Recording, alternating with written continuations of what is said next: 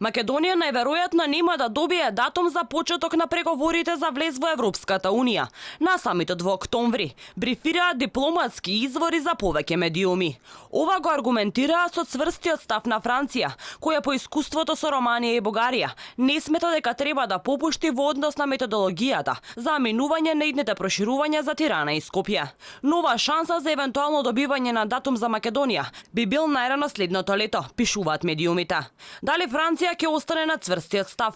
Ова се наметнува како отворена дилема, откако медиумите објавија дека канцеларката Ангела Меркел ќе се сретне со францускиот претседател Емануел Макрон. Ќе успее ли Берлин да го убеди Париз да го смени ставот за блокирање на планираниот почеток на преговори? Германските дипломати се оптимисти.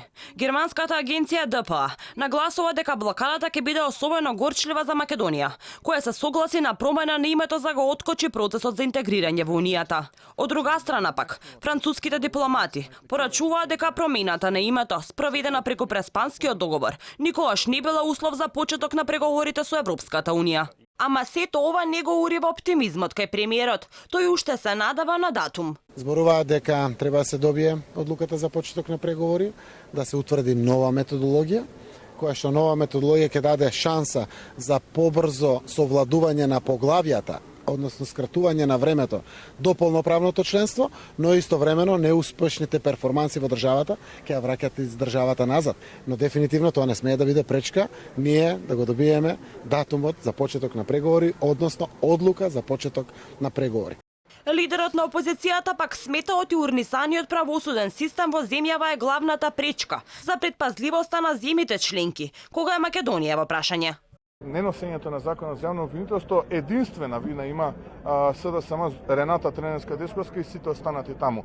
Но мислам дека не е тоа причината. Причината е, како што видовте, сеприсутната корупција и криминал која што владее во општеството, поврзувањето на Македонија со Албанија, но истовремено и заклучокот на Венецијанската комисија кој што вели дека се урива правниот систем во државата, кој што представува еден од основните копенхагенски критериуми за да може државите да напредуваат во рамките на евроинтеграција.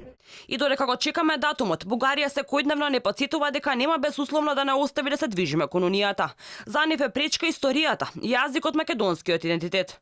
За премиерот Заев, тоа се политички пораки, оти Софија била во предизборна кампања, а за опозицијата пак, уште една лага на власта, која го продаваше добрососедскиот договор со Бугарија, како трајно решение на проблемите со источниот сосед.